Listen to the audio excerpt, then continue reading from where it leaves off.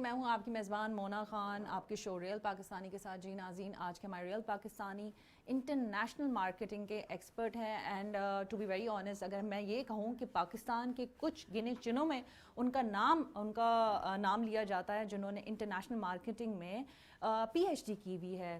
نہ صرف انہوں نے پی ایچ ڈی کی، یقین مانیں انہوں نے اپنی ایکسپیرینس کو رکھتے ہوئے جتنا پاکستان کو فائدہ پہنچایا ہے، یہی ہم اپنے ہر ریئل پاکستانی سے چاہتے ہیں، کیونکہ ان کے ایسے ڈیسیشنز تھے جو لانگ ٹرم پاکستان کو جنہوں نے فائدہ بھی دیا اور ابھی بھی جو ہے بزنس ایڈمنسٹریشن کے وہ ہیڈ بھی ہیں. تو آج کے ہمارے real Pakistani one and only doctor عطر احمد صاحب ہمارے ساتھ موجود ہوں گے. آئیے ان سے ملاقات کرتے ہیں. جی ناظرین، آج کے ہمارے ریئل پاکستانی ڈاکٹر عطر احمد صاحب ہمارے ساتھ موجود ہیں. ہم انہیں ویلکم کریں گے. السلام علیکم ڈاکٹر صاحب، کیسے ہیں؟ السلام علیکم، بہت شکریہ آپ نے مجھے اس پروگرام میں مدعو کیا. We are so much blessed, ماشاء اللہ سے پاکستان کے انہیں گنے چنے ناموں میں آپ کا نام لیا جاتا ہے جس میں آپ نے پی ایچ ڈی کی ہوئی انٹرنیشنل مارکیٹنگ میں، وہ بھی پاکستان سے باہر کی ہوئی ہے، وہاں کی انٹرنیشنل یونیورسٹی میں. یہ ایکسپیرینس کیسا تھا؟ اور ہمیں یہ بھی جاننا ہے کہ انٹرنیشنل مارکیٹنگ کرنے سے ہمارے ملک، آپ کے ملک پاکستان کو کیا کیا فائدہ ہو چکا ہے. اس کے بعد سب سے پہلے تو میں آپ کا شکریہ ادا کر رہا ہوں کہ آپ تشریف لائیں اور آپ نے مجھے اپنے خیالات کا اظہار کرنے کا موقع دیا. دیکھیے، سب سے پہلی بات تو یہ ہے کہ انٹرنیشنل مارکیٹنگ جو ہے نا، یہ بھی بہت سارے شعبوں میں سے ایک شعبہ ہے اور یہ بھی بہت ضروری ہے. اور اس کے ضروری کا مطلب صرف یہ ہے کہ یہ ہر چیز کا ایک الگ الگ شعبہ ہے. تو انٹرنیشنل مارکیٹنگ جو ہے وہ پاکستان سے برآمدات، پاکستان کی تجارت کا فروغ اور پاکستان کی مارکیٹنگ. دیکھیں، بہت ساری چیزیں ایسی ہیں پاکستان کے پاس کہ میں بارہا اپنے انٹرویوز میں یہ کہتا رہا ہوں کہ اللہ معلوم کہ ہم لوگوں کی کون سی ایسی حرکتیں ہیں، کون سے ایسے اعمال ہیں کہ اللہ تعالیٰ نے اتنا بڑا انعام پاکستان کی صورت میں ہمیں دیا ہے. میں تو سمجھتی ہوں it's a land of opportunity. It's land of opportunity سے بھی بہت آگے. اس لیے کہ دیکھیں، ہمارے پاس کہ مطلب آپ کو یقین نہیں آئے گا کہ ہم ایسی ایسی چیزیں مارکیٹ کرتے ہیں کہ جس کو ہم اگر کسی سے بات کرتے ہوئے کہیں کہ بھائی یہ کس کام کی ہیں، یہ کس لیے ہوتی ہے. اب دیکھیں، ہمارے پاس جب بگننگ میں بچے اپنی اکیڈمک لائف میں سائنس لیتے ہیں تو سائنس میں سب سے پہلے کیا کام کرتے ہیں آپ کو بھی پتہ ہے، وہ مینڈک کاٹتے ہیں، اسے ڈسیکشن کہتے ہیں. تو وہ جو ڈسیکشن ہوتا ہے تو وہ مینڈک کاٹتے ہیں، اس کی ٹانگیں نکالتے ہیں، اس کے یہ سب کچھ چیر پھاڑ کرتے ہیں. میں نے کبھی سائنس نہیں پڑھی، بہرحال تو یہ کرتے ہیں. اور پھر اس کے بعد کیا کرتے ہیں؟ اب وہ ایک اتنا سا جانور کٹا ہوا پھٹا ہوا، اس کے بعد کیا ہوتا ہے؟ لیکن اس کی ٹانگوں میں سے ایک چیز گودا نکالا جاتا ہے. اور وہ گودا کس کام کا ہے؟ کھا تو نہیں سکتے نا. وہ ایک ریومیٹالوجی کے دواؤں میں جوڑوں پر لگانے والی ایکسٹرنل اپلائی کرنے کی چیز ہے. اب وہ چیز پتہ چل گئی کہ یہ بھی ایکسپورٹیبل آئٹم ہے، اس کو بھی اب ایکسپورٹ کر سکتے ہیں. اچھا، ویری نائس. تو اسی طرح کی بے حساب چیزیں اور ہیں. آپ نے جو کہا نا میں پی ایچ ڈی ہوں، میں نے یہ کیا، میں کہتا ہوں کہ مجھ کو بھی ابھی آدھی چیزوں کا نہیں پتہ ہوگا. ہمارے دیکھنے والوں کے لیے، ہمارے بچوں کے لیے ایسے لوگ ہیں تو ان کا اس طرف کیوں نہیں دھیان جاتا؟ کیا وجہ ہے، کیوں نہیں کرتے لوگ؟ میں ایک بدقسمتی اور غلط کام ہماری طرف سے ہے، بچوں کو میں الزام نہیں دیتا. اس لیے کہ پاکستان میں جو ہے نا صحیح ٹائم پر کیریئر کاؤنسلنگ نہیں ہوتی. کیریئر کاؤنسلنگ ہمارے پاس بڑی امپورٹنٹ چیز ہے اور یہ لازمی ہونا چاہیے. کیریئر کاؤنسلنگ اب ہمارے پاس جو بڑی فیلڈز ہیں اور جس کی جو فیلڈ ہوتی ہے وہ زیادہ تر جو ہے اسی فیلڈ کا مشورہ دیتا ہے. تو اب کیریئر کاؤنسلنگ میں جو ٹھیک ہے، میں پریکٹیکل آدمی نہیں ہوں، بزنس کرنے والا آدمی نہیں ہوں، لیکن انٹرنیشنل مارکیٹنگ پڑھانے والا ہوں میں. تو اب یہ جب میں آگے بتاؤں گا تو میں زیادہ تر لوگوں کو انٹرنیشنل مارکیٹنگ بتاؤں گا. نہیں، آپ تو کر رہے ہیں، آپ خود بھی ہیڈ ہیں ڈپارٹمنٹ کے. میں ہیڈ کے علاوہ میں اسٹوڈنٹ ایڈوائزر بھی ہوں. میں کیریئر کاؤنسلنگ ایڈوائز کرتا ہوں. ایک بڑی مشہور کیریئر ایڈوائزنگ کی ویب سائٹ ہے، اس میں ٹاپ کنسلٹنٹ میں ہی تھا کافی طویل عرصے تک. تو سب سے زیادہ پوسٹ میری ہی ہوتی تھی. لیکن صرف بات یہ ہے کہ آپ صحیح چیز ایڈوائز صحیح ٹائم پر کریں. تو آپ کو کس نے ایڈوائز کیا تھا، یہ تو بتائیں. دیکھیں، مجھے ایڈوائز جو ہے نا یہ قدرتی کام ہے. آپ یقین کیجئے کہ میری تعلیم جو ہے نا اس پہ میں کہتا ہوں کہ الحمدللہ اللہ نے مجھے زبردستی کے پیغام دے کر زبردستی کے یہ کام کروایا. میرے فیملی میں گو کہ میرے اپنے سگے چچا بڑے اعلیٰ نام تھا ان کا پڑھانے میں، ٹیچنگ فیلڈ میں، لیکن ان کا سبجیکٹ دوسرا تھا. تو میں نے ہمارے پاس جب میں نے گریجویشن کیا تھا تو مطلب سالڈ سے بڑی اس وقت ایجوکیشن کی بہت بری حالت تھی. امتحانوں میں چیٹنگ ہوتی تھی اور یہ ہوتی تھی. میرا کبھی دل نہیں لگتا تھا کہ میں چیٹنگ کروں یا میں کچھ ایسے کام کروں. میں کہا میں 3rd ڈویژن آؤں گا, میں فیل ہو کے دوبارہ پڑھ لوں گا, لیکن میں چیٹنگ کر کے پاس نہیں ہوں گا. تو پاس ہو گیا, لیکن ٹھیک ہے, بہت اچھا میرا نہیں تھا گریجویشن کے مارکس. تو میں نے پڑھائی چھوڑ دی, میں نے BCom کے بعد پڑھائی چھوڑ دی. اب میں نے نہیں پڑھنا. تو بس اس کے بعد مجھے کچھ ایسی قدرت کی طرف سے موقع ملتے رہے کہ مجھے جاب ملی تو بہت ٹاپ کلاس کمپنی میں, جس میں کام کرنا لوگ اپنا خواب سمجھتے ہیں, اپنا نصیب کی بھی بات ہوتی ہے. تو مجھے وہاں جاب ملی. وہ بڑی پوش ڈیشنگ انٹرنیشنل آرگنائزیشن پہ مجھے جاب ملی, تو وہ میں نے شروع کر دی. تو اس میں سیلز ڈپارٹمنٹ میں گیا. تو سیلز ڈپارٹمنٹ میں جانے کے بعد جو میں نے اس بڑی کمپنی کا کام کرتے ہوئے جو سیکھا میں نے, تو پھر میں مارکیٹنگ فیلڈ میں آ گیا اور پھر میری دلچسپی ہو گئی. تو یہ دلچسپی کرنے کی وجہ سے پھر میں نے MBA کیا. تو MBA کر کے پھر میں نے جناب مارکیٹنگ میں کیا. اور یہ کہاں سے آپ انٹرنیشنل مارکیٹنگ PhD کر کے آئے ہیں؟ دیکھیں میری آرلنگٹن یونیورسٹی کی ہے, تو وہ ہے میری. تو لیکن میں آپ کو ایک بات بتا دوں, پڑھنے والا کہیں بھی پڑھ لے, اپنا کام وہ اچھا کرے گا. وہ میں کہتا ہوں کہ کسی بھی معمولی یونیورسٹی سے بھی کرے نا, وہ پریکٹیکلی اچھی ہوتی ہے.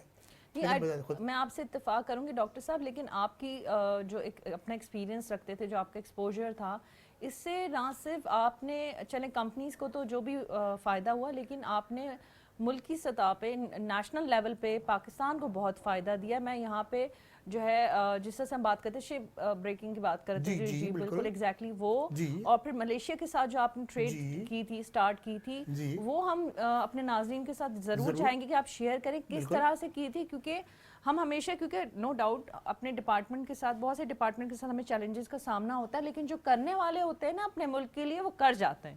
یہ تو حقیقت بات ہے. دیکھیں تھوڑا سا میں نے ہارڈ ٹائم دیکھا ہے یہ کام کرنے کے لیے. اب میں بذات خود تو کوئی الحمدللہ اللہ کا کرم ہے, اللہ تعالیٰ نے ہر کرائم سے بچایا ہوا ہے. میں نے کبھی کوئی الحمدللہ غلط کام تو کیا نہیں, لیکن غلط کام اس کو اس سینس میں لیا گیا کہ میں federation Pakistan chamber of commerce میں تھا, سیکریٹری جنرل تھا. تو فیڈریشن چیمبر آف کامرس کو مسئلہ درپیش تھا, کراچی پورٹ ٹرسٹ نے دیا تھا کہ اب آپ کو تو پتہ نہیں, بہرحال دوسرے لوگوں کو تو پتہ ہے جنہوں نے دیکھا ہے, ہم نے دیکھا ہے کہ 71 کی پاک انڈیا وار میں کراچی پہ بڑا اٹیک تھا, اور کراچی میں کیماڑی پہ بڑی بمباری ہوئی تھی, بڑے دنوں تک آگ لگتی رہی تھی. تو ان دنوں بمباری کی وجہ سے 7 جہاز سمندر میں ڈوب گئے تھے, اور وہ ڈوب گئے تھے تو پھر ڈوب گئے تھے, نقصان ہو گیا تھا, ختم. تو میں تو بات کر رہا ہوں کہ یہ 2002 کی 2003 کی, کہ کراچی پورٹ ٹرسٹ نے کہا کہ ہمارے پاس جب باہر سے جہاز آتے ہیں تو سیدھا پورٹ پر نہیں آتے, اس لیے کہ وہ جو ڈوبے ہوئے جہاز ہیں وہ سمندر میں کافی اوپر تک ہیں, تو شیلو ہے, تو ویسل نیچے بھی کافی گہرا ہوتا ہے پانی کے نیچے, تو ان کو بڑا لمبا ٹرپ لگتا تھا, زگ زیگ کرتے ہوئے آنا تھا. تو روزانہ کراچی ایوریج تھا 5 شپس آتے تھے کراچی میں, 5 شپس آتے تھے تو مطلب ہے 5 جاتے تھے, تو 10 مرتبہ اس جہاز کو کراس کرنا پڑتا تھا وہاں سے. تو میں نے یہ دیکھا کہ اگر 2 کلومیٹر کی جگہ 5 کلومیٹر ایڈیشنل چل رہا ہے جہاز, تو اب جب اتنا چل رہا ہے تو اس کو ملٹیپلائی بائی 5, پھر ملٹیپلائی بائی 365, پھر ملٹیپلائی بائی اب 50 سال کے لیں آپ, جب 71 سے سن 2002 تک تو یہ ایسے ہی چل رہا ہے. تو ہم نے مشورہ دیا کہ بھائی نکالو اور بھیج دو, تو کہہ رہے ہیں ہاں آپ نے تو بڑی آسانی سے کہہ دیا نکالو اور بھیجو, نکالنے پر کسٹم کی ڈیوٹی دینی پڑتی ہے. تو میں کہا 50 سال سے تو یہ اتنا نقصان ہو رہا ہے, ان کو تو کوئی خیال نہیں, ان کو اس وقت پتہ چلا جب ہم نے بتایا ہے, اس سے پہلے تو ان کو پتہ نہیں تھا. تو اب جب ہم نے بتایا تو پھر وہ ڈیوٹی دو کی بات. تو میں کہا اس کو نکالنے سے اس کو دے دو, آپ کا اپنا نقصان ہوا ہے کوئی نہیں, کسی کا نقصان تو نہیں ہوا نا, وہ تو انشورنس سے کلیم ہو گیا, سب کچھ ہو گیا, 50 سال گزر گیا اس چیز کو. تو وہ پہ میری بڑی مخالفت ہوئی کہ پاکستان کا آتا پیسہ رک رہا ہے. میں دیکھیں کیا 50 سال سے آ رہا تھا آپ کے پاس, بلکہ جا رہا تھا, وہ جو ایڈیشنل خرچہ ہو رہا تھا. تو اس کو ہم نے یہ کیا کہ کراچی پورٹ ٹرسٹ سے ہم نے بات کی, گڈانی والوں سے بات کی, شپ بریکنگ انڈسٹری پاکستان میں اس وقت رضوان ہوا کرتے تھے, شپ بریکنگ انڈسٹری کے چیئرمین ہوتے تھے وہ. تو ہم نے ان سے بات کی کہ بھئی یہ निकाल लें आप लोग। तो वो कहें कि हम तो निकालना चाहते हैं और हम निकाल भी लेंगे, हमारे पास तो रिसोर्सेज भी हैं, लेकिन हम लोग को बहुत महंगी पड़ेगी, शिप खरीदने के भी पैसे और शिप के निकालने के भी पैसे, तो ये हमारे पास बहुत ज़्यादा होगा, फिर कस्टम ड्यूटी भी देनी पड़ेगी, तो हमें फीजिबल नहीं होता। तो फिर हमने चीज़ करके कराची पोर्ट ट्रस्ट से कहा कि अरे भाई आपका तो रास्ता साफ़ हो रहा है, सफाई कर रहा है, तो आप पैसे क्यों मांग रहे हैं उसके। कस्टम वालों से कहा कि वो तो पाकिस्तान का फ़ायदा हो रहा है, आप निकाल के एक दफ़ा उसकी ड्यूटी लेंगे, या अगले 100 साल तक शिप का ड्यूरेशन कम हो जाएगा, रास्ता कम होगा। तो अल्लाह का शुक्र है, अल्लाह ताला ने उनके जहरों में ये बात डाली, तो वो उन्होंने फिर इसको कर दिया। हमने फिर गिडानी वालों से कहा कि आओ और निकालो और ले जाओ, कोई ज़रूरत नहीं है, शिप का कीमत देने की ज़रूरत नहीं है, कस्टम ड्यूटी देने की ज़रूरत नहीं है। उनके लिए तो ईद हो गई फिर। तो जब 7 शिप निकल गए तो फिर उसके बाद तो गिडानी में जश्न बनता रहा, मुझे भी बुलाया गया, दावत दी गई, लोगों को रोजगार मिले, इतने हार फूल पहनाए गए और लोगों को रोज़गार बहुत मिला वहाँ पर, और लोहा सरिया सस्ता हो गया था। अखबारों की कटिंग्स बहुत मौजूद है, मैं आपको दिखाता हूँ, अखबारों की बहुत कटिंग्स मौजूद हैं कि लोहा सरिया सस्ता हो गया था। तो अब आप ये कहें कि मेरे एक इस मामूली से काम की वजह से अब पूरे मुल्क को कितना फ़ायदा हुआ, लोहा सरिया सस्ता हुआ। उस वक्त की बात कर रहा हूँ, आज की बात नहीं कर रहा मैं। तो सरिया सस्ता हुआ। इसी तरह से आपने जिक्र किया मलेशिया का, तो अब ये गो के ज़रा मुझे मोहतात होकर बात करनी पड़ेगी, इसलिए कि इसमें बैनुल-अक़वामी ताल्लुकात भी आ जाते हैं कि हम पाकिस्तानी लोग खाने पीने के बहुत शौकीन हैं। बिल्कुल ऐसा ही है। तो पाकिस्तान में घी तेल की इंपोर्ट बहुत होती है और कंजम्पशन भी बहुत होता है दूसरे मुल्कों के मुकाबले। अब तो वो क्या हीट वेव्स पे भी पकाया जाता है, ये होता है, वरना पहले तो घी तेल बहुत इस्तेमाल होता था। तो घी का मेन इंग्रेडिएंट्स जो है वो पाम ऑयल है, और पाम ऑयल में आखिरी लफ्ज़ मलेशिया का है। बिल्कुल ऐसा ही तो हम वहाँ से बहुत इंपोर्ट करते थे मलेशिया से। तो बस एक मलेशिया के चैम्बर ऑफ कॉमर्स के डेलीगेशन से मैंने बात की थी, और कुछ थोड़ा अपने में दायरे इख्तियार से निकल कर मैंने आगे बात कर ली थी, जो दायरे इख्तियार पे रहना चाहिए था मुझे। लेकिन जब मुल्क की इंटरेस्ट की बात होती है ना, तो फिर मुझे कुछ नज़र नहीं आता। मुल्क का इंटरेस्ट पहले, अपनी वाह ये वो सब छोड़ दें। वेरी नाइस, ये सोच हर एक की होनी तो चाहिए। हमने ये किया कि उनसे हमने कुछ थोड़ा सा बार्गेन किया कि भाई हम आपसे जब ये लेते हैं, फिर आप हमसे ये टेक्सटाइल प्रोडक्ट्स और रेडीमेड गारमेंट और ये क्यों नहीं लेते, वो दूसरे मुल्कों से लेते थे। तो उस पर फिर हमने थोड़ा सा वर्किंग की और वर्किंग करके थोड़ा हमने, मतलब ये कि बद अखलाक़ी कह लें, मैंने कहा कि फिर हम ये भी चीज़ कहीं और से लेंगे, ये भी हम दूसरे मुल्कों से ले लेंगे। तो थोड़ा सा बातचीत हुई, अंडरस्टैंडिंग होगी दोनों मुल्कों की, वो और फिर डील हो गई हमारी, और फिर हमने ये काम कर दिया। अब फिर हमारा जो तीसरा था कि हम जो है ना, हमारी सोच बड़ी महदूद है, मार्केटिंग क्या चीज़ होती है, सेल्स और मार्केटिंग में फ़र्क होता है। सेल्स में ये चीज़ होती है कि ये है और ये लो और इसके पैसे दो। हमारा ये है कि हम लिटरेसी के साथ काम नहीं करते। There is a difference between sales and marketing. Sales ये होता है कि आपके पास ये चीज़ है, ये आपको बेचना है। अब मैं आपको कहूँगा कि ये लो और ये ख़रीदो, आप कहेंगे मुझे ये भी चीज़ चाहिए, मुझे ये भी चाहिए, मैं कहूँगा ये नहीं है, इसमें लेना है तो लो वरना नहीं लो। मार्केटिंग ये चीज़ होती है कि मैं पहले आपकी रिक्वायरमेंट की स्टडी करूं और वो चीज़ डेवलप करूं और वो आपको दूं मैं। लेकिन अब तो दुनिया ऐसी चेंज हो गई है कि आपने क्लाइंट के लिए जो ज़रूरत की चीज़ नहीं भी थी, वो आपने उसकी ज़रूरत की चीज़ बना दी। Very right, let me tell you this. देखिए, दुनिया भर का कल्चर ये अलग होता है। अब होता क्या है, जेंडर डिस्क्रिमिनेशन हम जो करते हैं कि हमारे पास मेन चीज़ क्या होती है, टेक्सटाइल, कपड़ा। अब कपड़ा जो है ना, कपड़ा मैंने भी पहना है, कपड़ा आपने भी पहना है, लेकिन कपड़े को जो मैंने बनाया है, ये पैंट बनाए हैं लड़कियों के लिए, ये चीज़ें बनाई हैं, शलवार बनाई है, पैंट्स बनाए हैं, शर्ट बनाए हैं, दुपट्टा बनाए, तो कपड़े की। अब हर मुल्क के कल्चर के हिसाब से उनके इस्तेमाल करने वाले डिज़ाइन को आप अडॉप्ट करें और वो बनाएं। अब अगर हम कहते हैं कि हम मुस्लिम हैं, हम साड़ी बनाएंगे, शर्ट शलवार बनाएंगे, बुर्का बनाएंगे, आप बनाएं मुस्लिम के लिए, और बाकी दुनिया तो वो ये स्कर्ट पहनेगी वो पहने। आपको वो चीज़ बनानी है जो वो पसंद करने वाले लोग इस्तेमाल करना चाहते हैं और करते हैं। तो आपका मेन चीज़ क्या है, कपड़ा है। अब कपड़े को आप स्कर्ट का शेप दे दें, शर्ट शलवार बुर्के का शेप दे दें, पैंट शर्ट का दे दें, तो ये तो हमको दुनिया की स्टडी करनी चाहिए, उनके कल्चर की, उनकी लाइकिंग की, उनकी डिसलाइकिंग की। अपग्रेड होना चाहिए उसकी ज़रूरत के मुताबिक। उसकी लाइकिंग के उस हिसाब से अपनी चीज़ को मोल्ड करें। अब باہر کی دنیا میں کئی ایسی چیزیں ملتی ہیں پاکستان کی جو آپ بھی دیکھ کے حیران ہو جائیں گے، ارے یہ پاکستان کی بنی ہوئی ہے، لیکن وہ بنائی ہے ان کے لیے، ان کی پسند کی شیپ کی، جو ان کے کلچر پہ پسند کی جاتی ہے. میں ایک ذکر کرنا چاہوں گی، ایک دفعہ والد صاحب ہمارے لیے اسکارف لے کر آئے تھے باہر سے لیکن لکھا ہوا تھا میڈ ان پاکستان. میں نے کہا یہیں سے لے لیں. دیکھیں میں آپ کو ایک چیز بتاؤں، میں ابھی بات کر رہا ہوں 2023 جولائی کی، میں ڈیلس میں اور ہیوسٹن میں بڑے دکانوں میں پھرتا رہا، میں اسی ریسرچ پہ میں تھا. تو میں آپ کو بات کر رہا ہوں جولائی اگست 2020، ابھی 1 سال پورا. تو آپ کو سن کے حیرانی ہوگی کہ یہ آپ نے یہ لفظ لیا اسکارف کا، ایک چیز ہوتی ہے حجاب کا. پاکستان میں مسلم پاپولیشن ہے ساری، اس کی سیل امریکہ کینیڈا میں پاکستان سے کئی گنا زیادہ ہے. اب آپ بتائیے، لوگ بس یوں حیران ہو کہ مسلمان پاکستان میں رہتے ہیں، وہاں رہتے ہیں. پاکستان میں پاکستان کے لوگ رہتے ہیں. اب پاکستان کی خواتین، اگر پاکستان کی آبادی کا 50% ہے اور 50% خواتین میں 20% 25% حجاب اور یہ چیزیں لیتی ہیں. تو باقی جو امریکہ کینیڈا کی میں بات کر رہا ہوں، وہاں پہ 50 ملکوں سے آئے ہوئے مسلم کمیونٹی کے لوگ ہیں، ہر ملک کے. یہ چیز مسلم لیڈیز استعمال کرتی ہیں، پاکستانی لیڈیز نہیں، مسلم لیڈیز استعمال کرتی ہیں.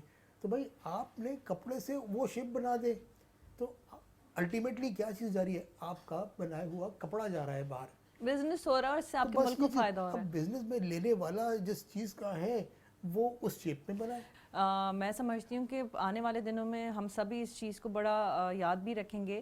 اور اللہ تعالیٰ نے وہی کہا نا، اللہ تعالیٰ نے جب کسی سے کام لینا ہوتا ہے تو اس کو اس جگہ پہ اس وقت وہاں موجود ہونا پڑتا ہے. تو we would like to know کہ ایسی کون سی چیزیں ہیں جو آپ کو خود بھی بڑی خوشی ہوتی ہے کہ اللہ تعالیٰ نے وہ کام جو ہے آپ سے لینا تھا اور وہ لیا. دیکھیں ٹو بی ویری آنیسٹ کہ میں تو ایک عام شہری ہوں پاکستان کا، اور میں کوئی بہت زیادہ لائق قابل آدمی نہیں ہوں، اور بھی بہت سارے لوگ ہیں.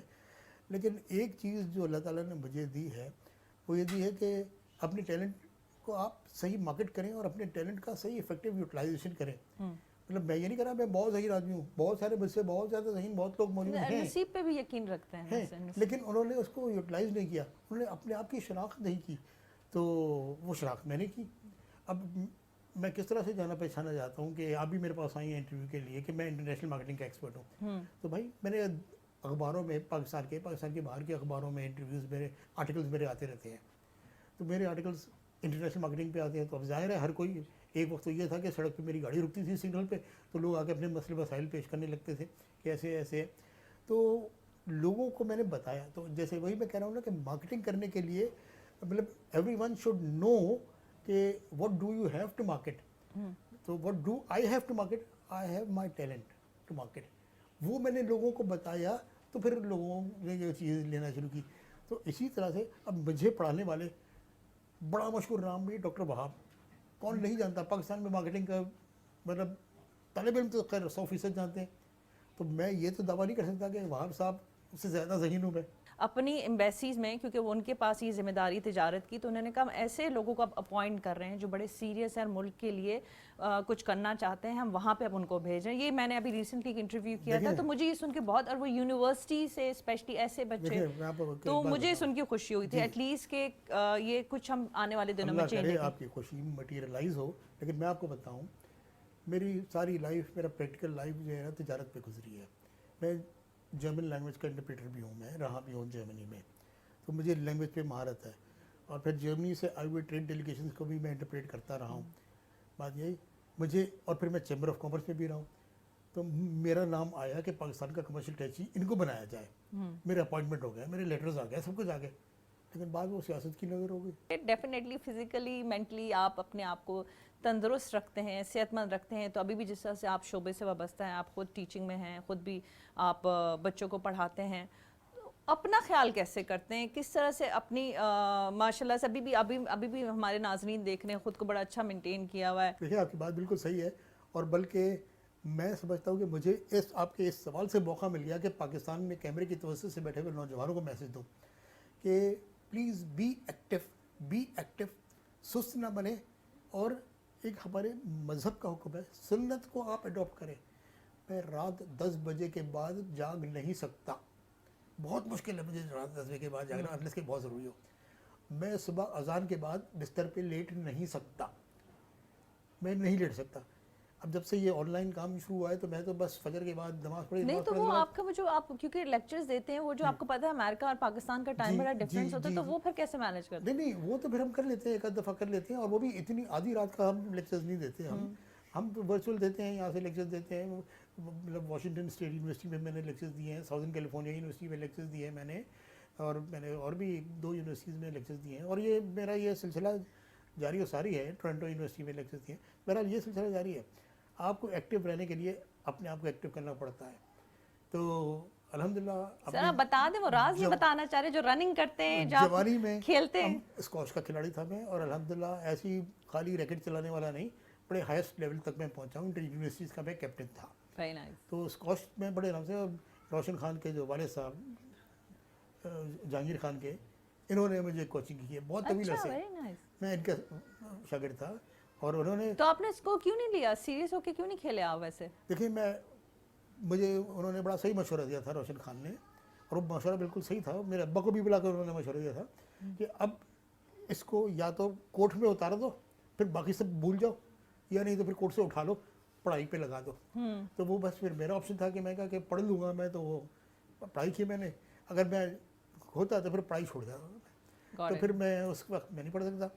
تو اسکواش پہ میں ٹاپ تک گیا. پھر اس کے بعد میں نے اپنے آپ کو فٹ تو رکھنا تھا. تو اب میں آپ کو اپنی عمر کتنی ہے یہ بتا نہیں رہا, لیکن میری عمر کے لوگ ریٹائر ہو کے 10 سال ہو چکے ہیں. اب میری عمر لوگوں کو پتا ہے. وہ رننگ کتنی کرتے ہیں آپ بتا رہے تھے؟